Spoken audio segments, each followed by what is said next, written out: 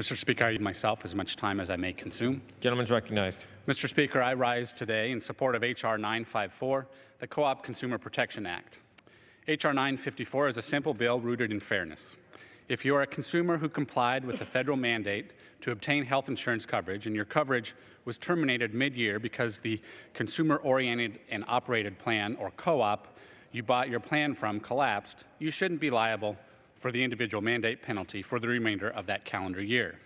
We don't need to spend a lot of time on the history of the co-op program, but just very briefly, more than $2 billion, largely in the form of low-interest startup insolvency loans, was distributed to approved co-ops under the ACA.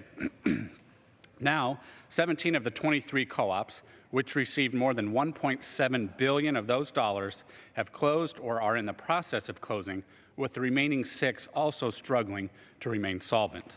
The 17th co-op to announce its closure was Health Republic of New Jersey, which announced it would be winding down prior to the 2017 plan year 2 weeks ago, just days after we marked up this bill in the Ways and Means Committee. The first co-op to close was Co-Opportunity Health, which sold plans covering 120,000 Nebraskans and Iowans in 2014 before being taken over by the Iowa Department of Insurance late that year. While health providers in Nebraska and Iowa were made whole for services provided to Co-Opportunity plan holders through the state's guarantee funds, consumers and the remaining insurers in the 2 states are now paying back the guarantee funds for those costs. Similar situations have played out in other states covered by collapsed co-ops, including states like New York, Oregon, Ohio, and Illinois, where plan holders lost coverage mid-year. When Co-Opportunity collapsed, I heard from nearly 300 constituents with concerns about what this loss of coverage meant to them and their finances. The vast majority of these people wanted to have health insurance coverage and did buy new coverage, but were concerned a brief lapse would still lead to them paying a penalty.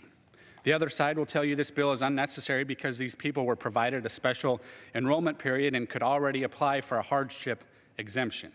Most Nebraskans took advantage of that special enrollment. I still heard from many of them that the likelihood of accidentally incurring a tax penalty was at the front of their minds during this period of time. There are already more than 20 exemptions to the individual mandate in the law. Those who lost insurance through no fault of their own after doing their best to follow the law and whose unique circumstances led them not to seek new coverage for the remainder of the year should not be forced to file additional paperwork and rely on the opinion of a bureaucrat to ensure they aren't subject to a tax penalty.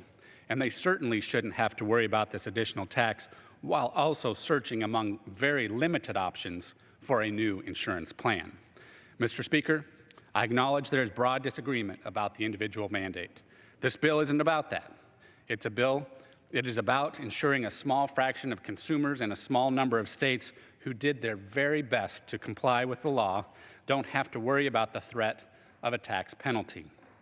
And it is also about ensuring if any remaining co-ops are terminated mid-year in the future, that those consumers have one less concern than Nebraskans had last year.